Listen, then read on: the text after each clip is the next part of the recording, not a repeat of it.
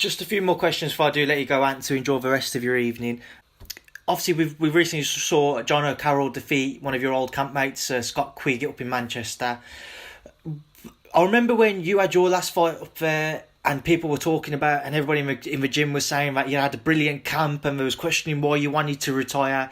And then on the night, you just couldn't quite deliver the performance that maybe your camp deserved, or you felt that you could have given.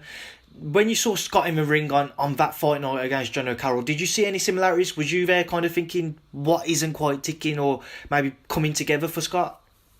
I'll be honest, Scott's my mate, and listen, hindsight's a great thing. But there was no denying in the build-up to the fight, Scott wasn't, vintage Scott Quigg, that ruthless Scott Quigg, who fought, your Martinez, your other fights like that. There was definite miles on the clock. And on the night, you hope, under the lights, he might just do it. But it was, you've got to give credit, Carroll boxed very well. Jono Carroll boxed very well that night. However, I don't want to be disrespectful anyway and say, Scott made Jono look unbelievable, because Jono boxed very well that night. He did. But it was a hard watch. It was a very hard watch. Just seeing that and seeing shots there for Scott to where he'd normally react faster and he couldn't. It was tough. It was just really tough to watch. And it's one of them, I think.